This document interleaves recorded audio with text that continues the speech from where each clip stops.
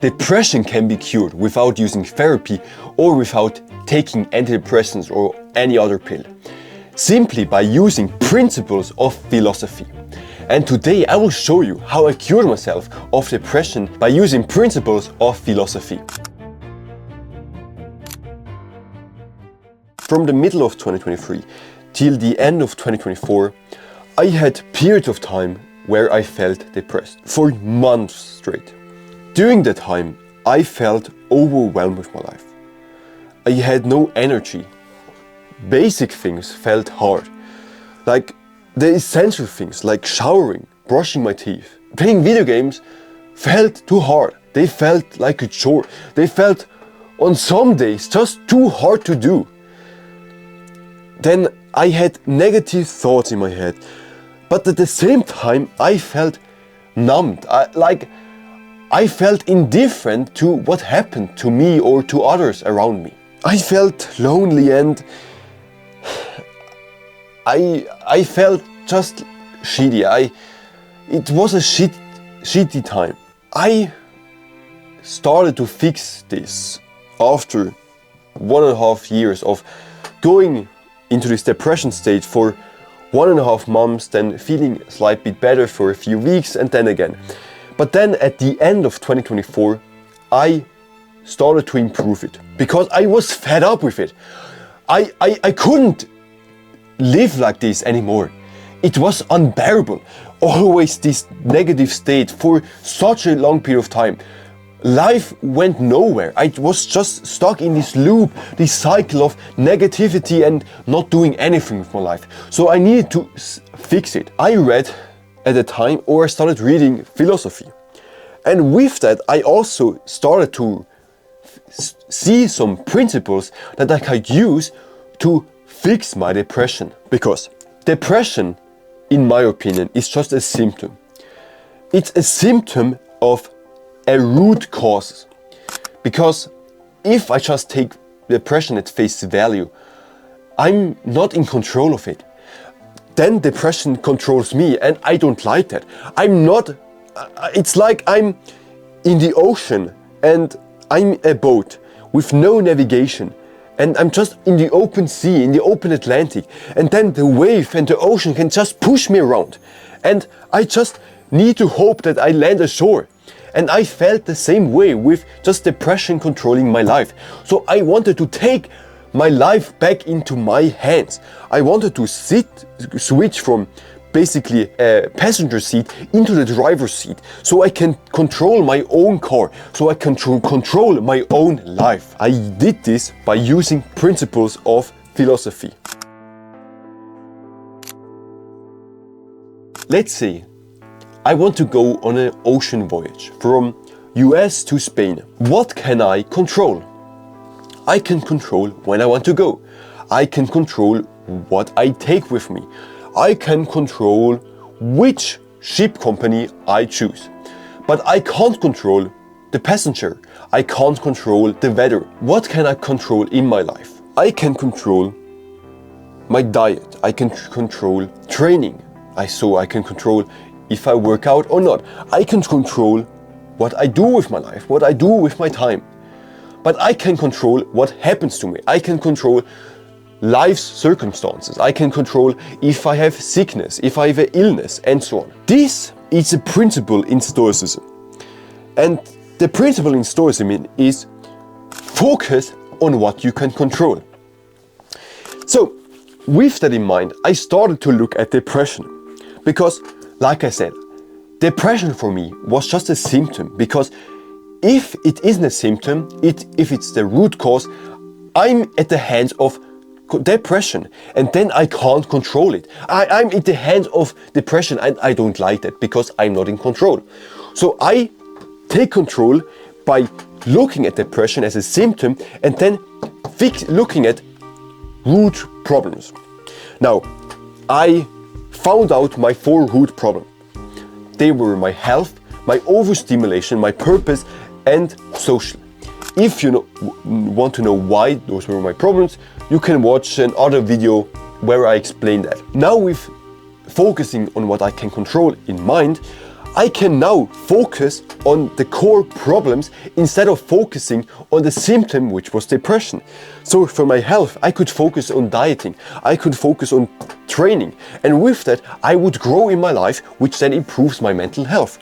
With purpose, I could find out my meaning in life, I could find out purpose, and with that I have a North Star in my life, I have an aim in my life, and this gives me also a boost in my mental health. With social, I can focus on which people I talk to. Of course, I can't control how they interact with me and how they or what they say to me, but I can control with whom I interact and what I say to them. And with that, I have better interaction, because if I don't want to hang with people, I just simply cut them out, because if they are toxic and if they harm my mental health, then there is no point of me hanging around with them. So with that, I also increase my social, and with that my mental health, and with that I fix my depression. And then with overstimulation, I focus on habits that aren't overstimulating, like reading, like doing something with my life, going on to more adventure, learning new habits and so on. And if I focus on those things, my life and my mental health also improves.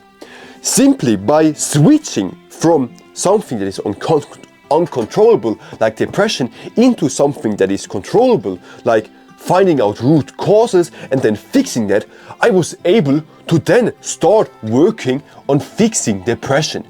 Which is insane, which put me back into the driver's seat, which I so desperately need.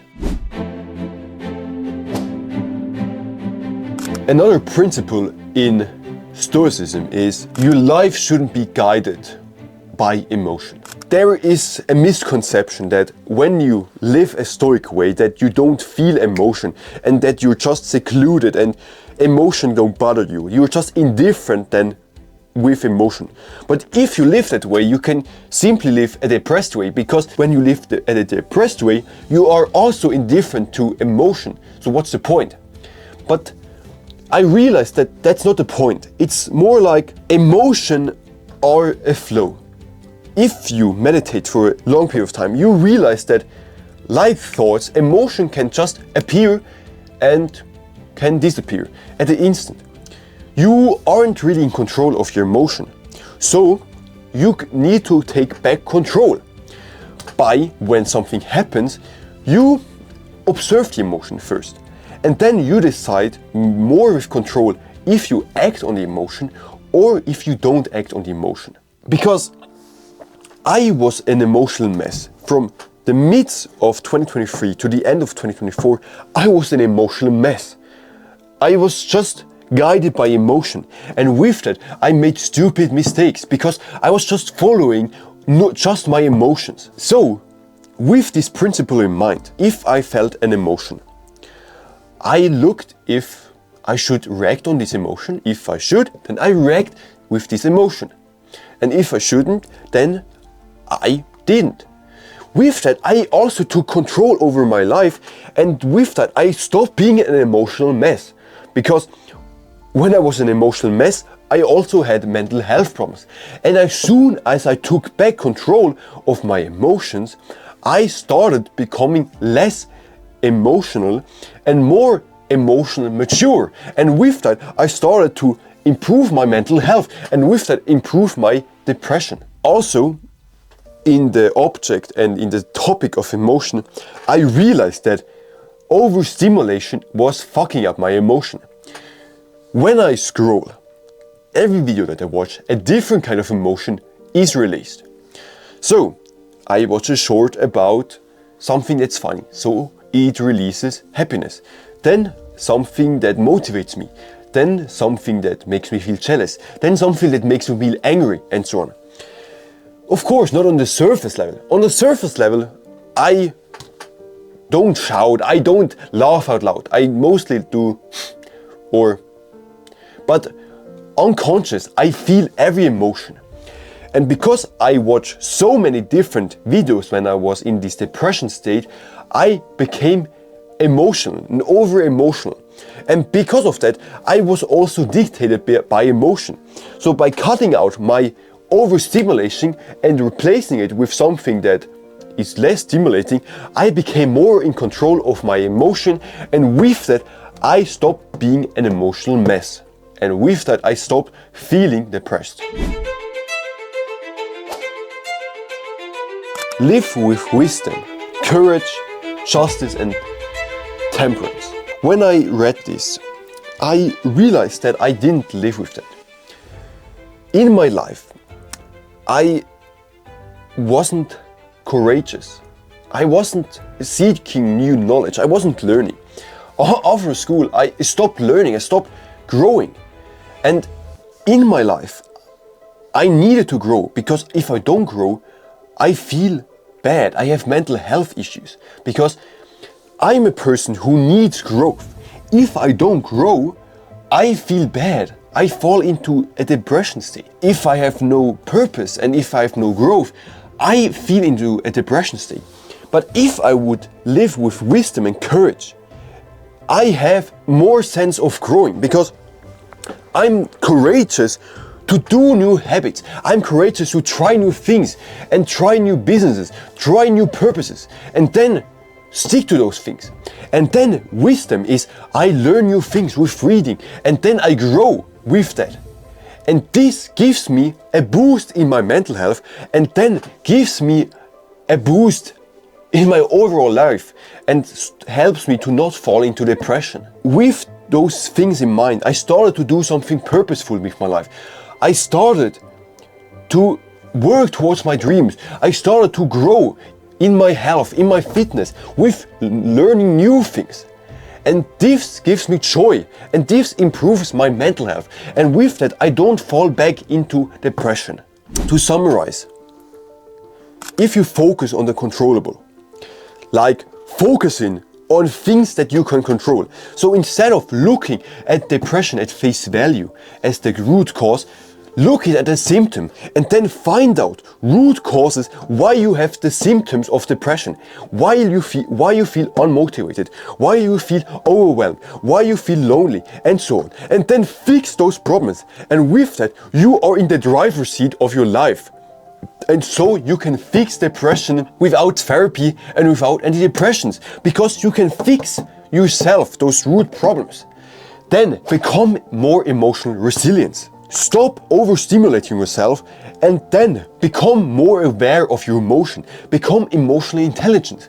Just don't act out on your emotion, and be more aware of your emotion, and that you are guided by your emotion. Just look at it more neutral, and then make better decisions, so you don't make decisions that fuck up your mental health. And lastly, live with virtue. Be courageous, seek wisdom, so you find purpose, so you grow. And with that, you have a North Star in your life, which gives you so much meaning. I love my purpose, my purpose is helping other people improve their mental health. This is my purpose, this is my North Star. And this gives me fulfillment. This gives me fulfillment to learn new things about psychology, about mental health, which I then can teach other people so they live a better life, so they don't end themselves. Because I struggled for years with mental health, and I want to help other people improve their mental health so they don't need to experience 1.5 years of trial and error, or even more of trial and error of trying to improve their mental health. So this is my purpose, and finding this purpose gave me so much joy and gave me so much happiness in my life, which I so desperately need. If you have mental health problems, I can help you. If you click the first link in the description, you can have access to me for free. In there, I will listen to your mental health problems, then find your root problems, and then give you tangible things you can do so you can actually make progress in your mental health and in your depression, so you can then live a better life. All of this for free, with no strings attached, with no upsell, with no credit card required. The reason why I do this for free is because I want to be an expert in mental health. And to do so, I need to gain as much experience as possible. And I do this by making it for free, so I have as much volume as possible. So if this sounds interesting to you, then click there first in the description and I see you there. On that note, I wish you a wonderful day, take care, and then get after it.